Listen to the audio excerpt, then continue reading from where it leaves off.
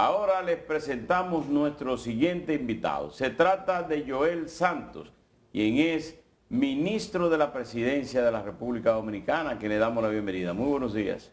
Muy buenos días, un placer estar de vuelta. Placer pues, en para este nosotros. programa. Bienvenido. Pues, creo que a través de los años pues ya Sí. he repetido muchas veces. Bueno, Sí, no, usted de la casa. en el último año en calidad distinta. Eso es correcto. así ¿Qué tiempo mismo. tienes ya en la posición, Joel? Bueno, casualmente, si mis cálculos no son errados, yo creo que yo cumplo un año hoy. Hoy, Ah, viste, los míos no están tan mal tampoco. un día como hoy fue designado como ministro de la Presidencia. Así mismo. En el caso del Ministerio de la Presidencia, manejaban una parte de la construcción de las cárceles modelo. ¿Es correcto? ¿No? ¿No manejaban esa parte? No. La parte de las cárceles las construye el MIBET. El MIBET es que está a cargo y sí tiene un programa importante a lo largo del país como parte de la estrategia de ir mejorando por las condiciones de los presos en el país. Pero eso es MIBET que lo maneja. Sí. Ministro, la semana pasada se armó un escándalo aquí con el programa de los medicamentos de alto costo por unas declaraciones que dio el director de contrataciones públicas, Carlos Pimentel. El gobierno salió a la luz pública con una publicación de una falsa portada o portada por encima de la de los periódicos, en donde explicaba que no se iba a detener ese programa, y lo dijo el ministro de Salud Pública. Esa falsa portada es esta que está aquí, esta que usted ve aquí, la que ustedes publicaron desmintiendo que fuese así, porque el director de contrataciones decía que era insostenible el programa. Este es el listado completo de medicamentos de alto costos de la República Dominicana. Pero resulta que los pacientes afectados dicen todo lo contrario de lo que dice el comunicado que ustedes publican. Por ejemplo, le voy a citar Natividad Marte, vicepresidente de la Asociación de Pacientes de Reumatoide.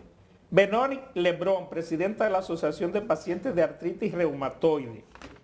Ramón Fonder, presidente de la Asociación de Pacientes Trasplantados de Riñón y en Diálisis. Elba Rodríguez, presidente de la Asociación de Pacientes de Hipertensión Pulmonar. Y, para colmo, la directora del programa, Karen Cepeda, ni siquiera los periodistas reciben. Entonces yo le pregunto a usted, ¿por qué el gobierno ha abandonado ese programa? Bueno, la realidad es que el gobierno no ha abandonado ese programa. Pero aquí están los pacientes diciendo que no lo reciben. Es más, aquí el director de nuestro programa tiene un caso de un hijo que no recibe el medicamento. Pero yo pienso que hay que ver las cosas en perspectiva. Y yo hago mucho mención en las diferentes situaciones sobre temas particulares de ese tipo. Ya el programa tiene 16,000 personas en atención, cuando hace unos años tenía unos 5,000. Es decir, se ha prácticamente triplicado la cantidad de personas en atención. Que pueden haber más casos, bueno, eso es un tema que hay que analizar por las condiciones de vida y demás, pero la realidad es que el gobierno le tiene asignado a ese programa casi 8,000 millones de pesos y los está adquiriendo de una manera mucho más eficiente. Por supuesto, yo creo que hay que estar claro en algo, señores, y sobre todo en estos temas. Lamentablemente, porque hay que sentirlo así, pues cada vez las necesidades van a ser más. No quiere decir que el gobierno no le haya puesto todo el empeño y atención. Es como múltiples servicios que hay aquí en el país. Pero ministro, perdón, pero eso es lo que dice el gobierno. Yo le estoy citando a los presidentes de las asociaciones que reciben los medicamentos que dicen que no los reciben.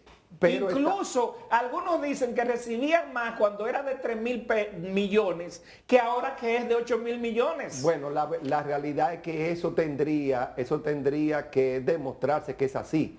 porque los hechos y la realidad lo que están mostrando es que este gobierno le ha invertido 8.000 millones de pesos, y eso puede ser totalmente comprobado. ¿Usted quiere decir que los representantes de esos que reciben esos medicamentos no están diciendo la verdad? Lo que tenemos que ver es que en la medida que la población se va acostumbrando a servicios que funcionan, pues también tiene el derecho a demandar mucho más de esos servicios.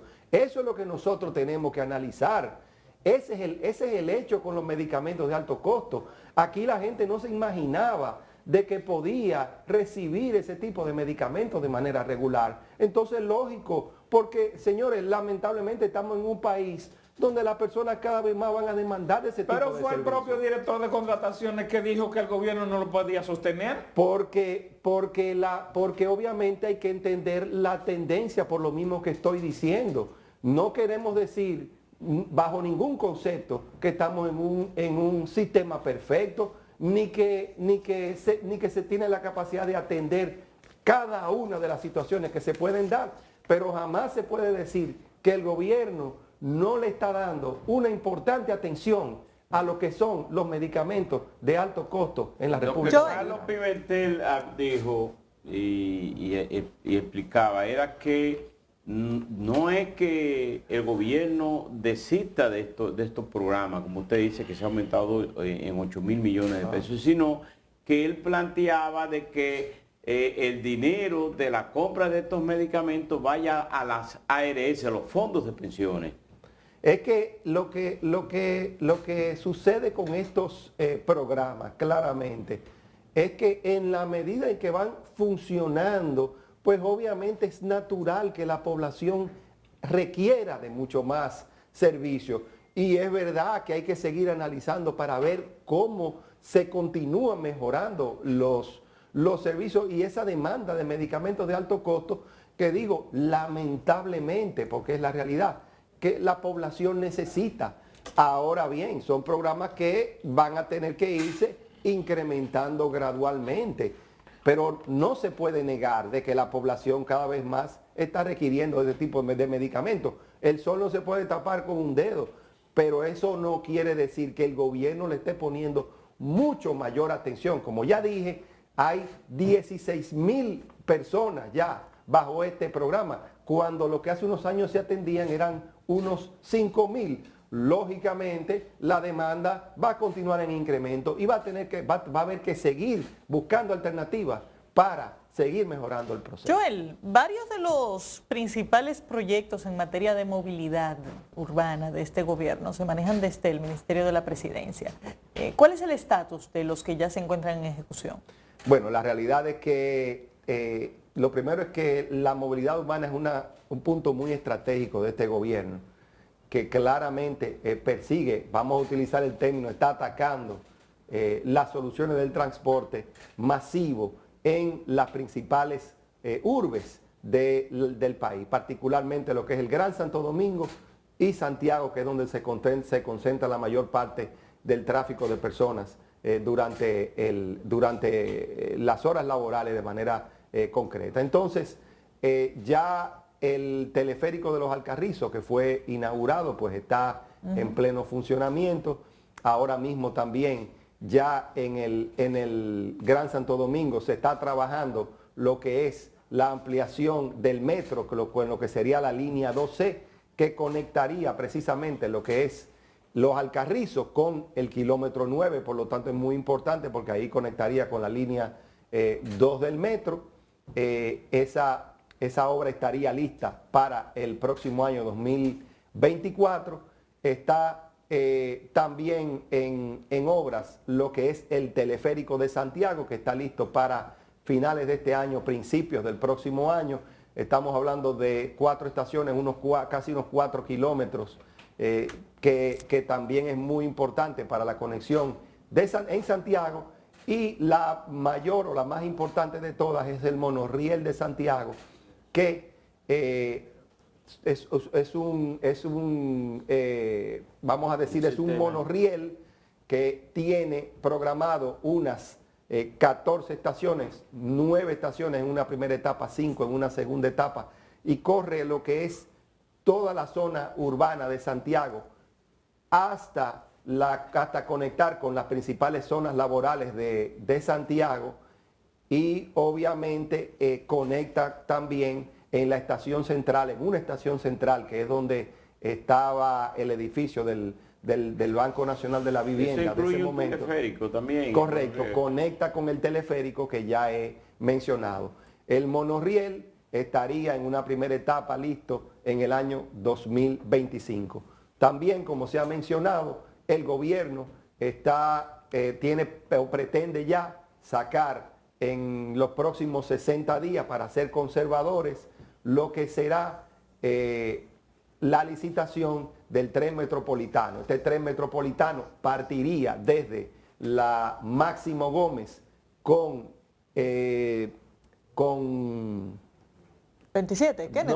con la Kennedy. No la Kennedy. Y en una primera etapa llegaría hasta la Charles de Gaulle, y en una segunda etapa pues llegaría hasta el Aeropuerto Internacional de las Américas. Este proyecto de suma Desde la Máximo Gómez con Kennedy. con Kennedy Eh, hasta la Charles de Gaulle en una primera etapa, y después hasta el y aeropuerto en de la una América. segunda etapa hasta el Aeropuerto de las Américas. Este proyecto estaría listo si se hace la licitación en los próximos 60 días, que es lo que tenemos programado.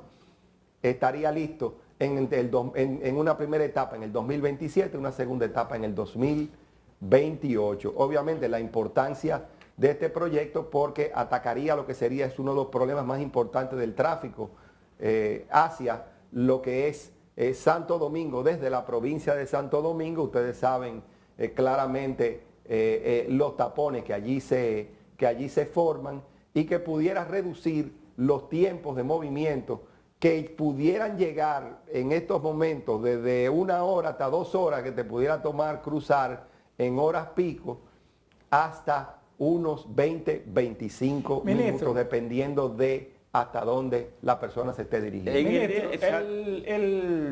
En el día de ayer, el periódico Diario Libre trajo una información de primera página diciendo que el programa de alfabetización en República Dominicana, que estaba en 5.5, nos faltaba apenas 0.5 para que la UNESCO nos declarara libre de alfabetización, de analfabetismo, se disparó a 6.50.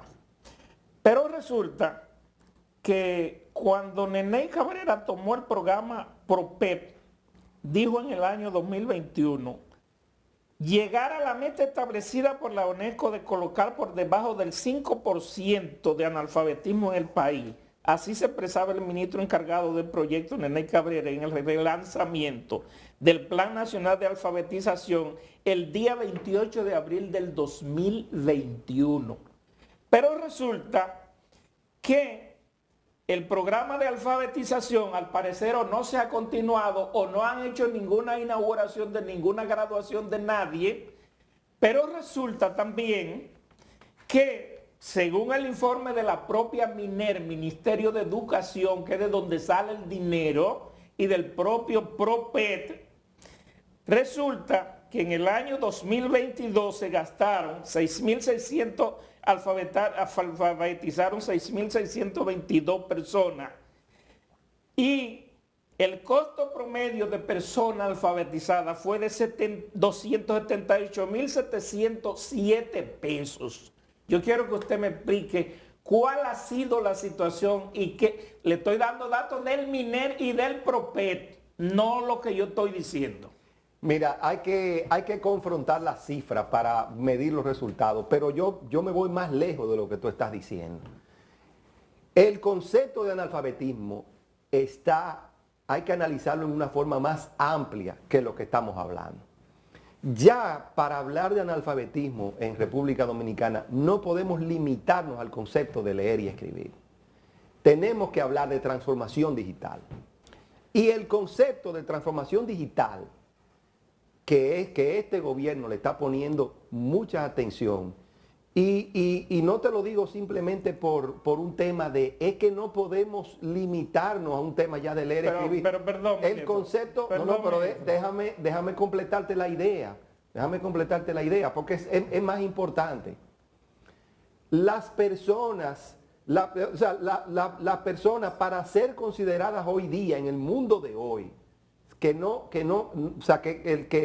hablar de analfabetismo implica instrucción digital, porque de otra manera, esas cifras, de cualquier forma que tú me la estés planteando, oye bien, esas cifras de cualquier forma que tú me la estés planteando, realmente son bajas. Porque tenemos que atacar el punto del analfabetismo desde un concepto mucho más amplio, lograr que las personas y sobre todo tengan conexión a internet, que puedan instruirse en métodos y conectarse con lo que es la digitalización del país. Ya a mí que no me vengan a hablar. Ministro, perdón.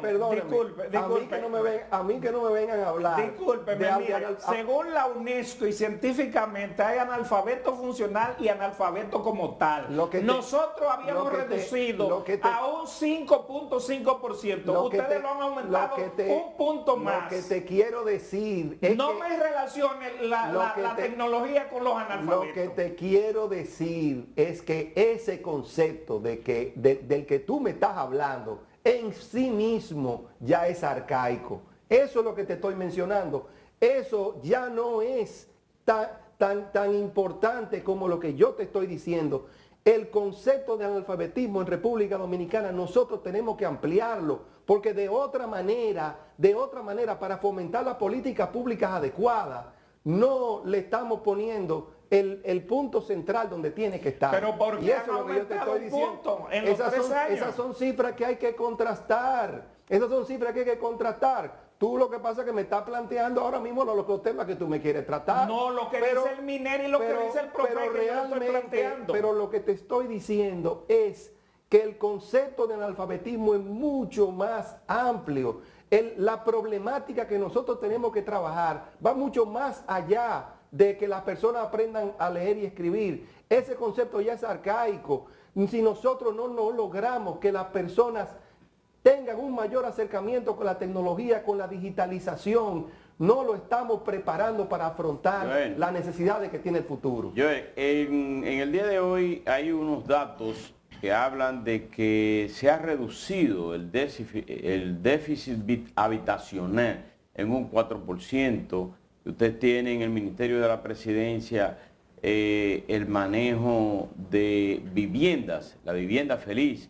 Esta que conjuntamente con el Ministerio de la Vivienda, pienso, ¿cómo se ha logrado y cuáles perspectivas hay de que esto aumente? Porque el déficit habitacional era un 20% más o menos que estaba. Sí, la realidad es que el déficit habitacional en la República Dominicana, en su concepto, es uno de los grandes temas y de hecho está asociado inclusive con la misma movilidad urbana que estábamos hablando, porque la estrategia habitacional tiene que estar también conectada con las posibilidades de conexión que tienen las personas para moverse en su día a día desde sus centros de trabajo hacia sus casas.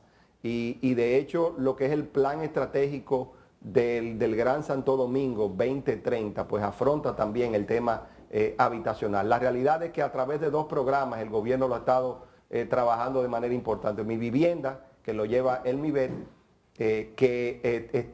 lo tiene como objetivo este año entregar unas 7.000 o 8.000 viviendas.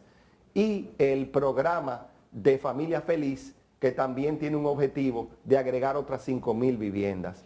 Esto además de todo el fomento y todo el trabajo que se persigue a través de las inversiones que puedan hacer el sector privado. En el sentido estricto de la palabra, el gobierno está utilizando mecanismos de construcción de viviendas propias, de mecanismos mixtos, como el caso de Familia Feliz, donde el sector privado hace las inversiones y el sector público da los subsidios, y obviamente también, como ya he mencionado, fomentando la inversión del sector privado. Ministro, ¿qué tomó en cuenta el gobierno para declarar el asunto de pasaporte como de seguridad nacional cuando eso nunca se había hecho? Y sin embargo, lo que se ha dicho es sencillamente que va a ser manejado a nivel de seguridad nacional, cuando ya la licitación ha sido hecha. la realidad, la verdad que no te sigo si tú me estás hablando de los pasaportes actuales o de los pasaportes electrónicos. Tienes que aclararme eso. No, el decreto que emitió el señor presidente, las dos cosas. Mira, la realidad es que el tema de los pasaportes, nosotros tenemos que buscar la manera de contestar una demanda que ha ido en incremento. Te voy a dar un dato. Normalmente, en un año, aquí se emitían algo más de 400,000 pasaportes. ¿Tú sabes cuál es la tendencia de demanda de pasaporte este año en República Dominicana? Sobrepasar el 1.000.000 de pasaportes. Por lo tanto, era urgente y estratégico acelerar la adquisición de los pasaportes en esta primera etapa para poder suplir lo que ha sido un incremento importante de la demanda. Pero eso no implica que tuvieran que declarar lo de seguridad nacional. No, lo de seguridad nacional, obviamente es lo que tiene que ver con el pasaporte electrónico. El pasaporte electrónico... Pero la compañía que lo va a hacer son mecánicos.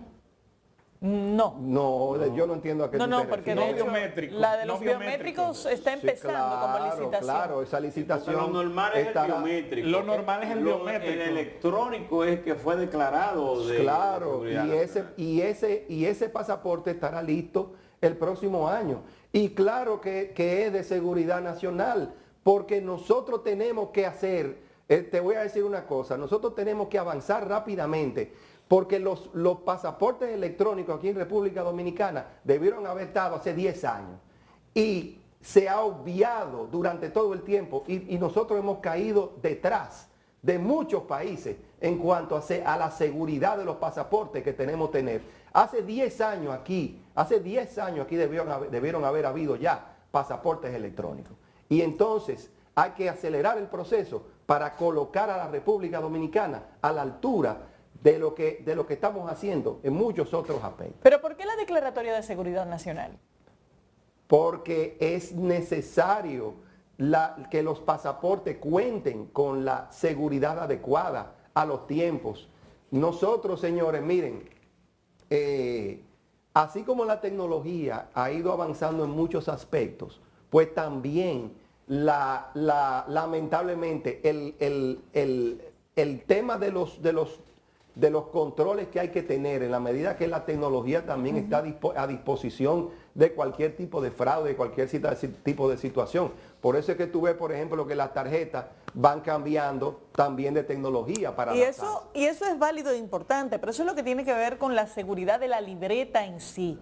A lo que se refiere Geraldino es a la declaratoria por decreto. Es como si fuera un declaratorio de seguridad de emergencia. De seguridad del proceso, que tiene dos consecuencias. El concepto de los pasaportes, la entrada de los nacionales dominicanos y el movimiento pero aquí se entregaban dominicano, pasaportes sin necesidad de declararlo así. Normalmente. Los tiempos cambian. Precisamente ese es el problema, que nosotros tenemos 10 años de atraso en cuanto a tecnología de pasaporte. Pero nunca faltaron. Nunca faltaron. Lo que tú tienes que, no es un tema de que falten o que no falten, es que es un tema que hay que adaptar los pasaportes a las tecnologías actuales, porque se toma un riesgo. Mira, yo te voy a decir algo. Parte de los problemas que hay precisamente es eso, es que tecnológicamente en muchas instituciones, comenzando con pasaportes, no se invertía en tecnología, no se invertían en los procesos, y muchos de los problemas que se están enfrentando precisamente tiene que ver porque las instituciones se quedaron arcaicas. Ministro, y hay que transformar las instituciones y ponerlas a la altura de lo que estos tiempos requieren. La declaratoria... Lamentablemente, aquí en este país, en proceso y en tecnología, se invirtió muy poco. El interés en los pasaportes electrónicos no es el cuestionamiento. El cuestionamiento es la declaratoria de seguridad del proceso, que tiene dos consecuencias que no tienen nada que ver con las libretas. tienen como consecuencia que se trata como una excepción a la ley de compras y tiene como consecuencia que se trata como una excepción a la ley de acceso a la información pública. Y lo que llama la atención es esta declaratoria cuando en ningún proceso previo de adquisición de libretas, independientemente de qué tipo sean, se le ha dado ese carácter. Como he mencionado, hay que colocar a la República Dominicana a la altura. Hay un tema de seguridad nacional en cuanto... Lo que pasa es que el tema de la tecnología no se ve hasta que no sucede. Miren, señores, nosotros, este gobierno ha invertido de una manera importante en lo que es la ciberseguridad. ¿Para qué? Para evitar que precisamente instituciones del gobierno se vean detenidas por ataques cibernéticos. Y la parte de ciberseguridad, que es el mecanismo de defensa que el país tiene a nivel de tecnología, es, sin lugar a duda, de alta seguridad nacional. El manejo de los pasaportes, de la manera que se tiene ya desde un proceso atrasado en el tiempo, es un riesgo de seguridad para la República Dominicana. Estamos hablando del documento que permite el movimiento de personas.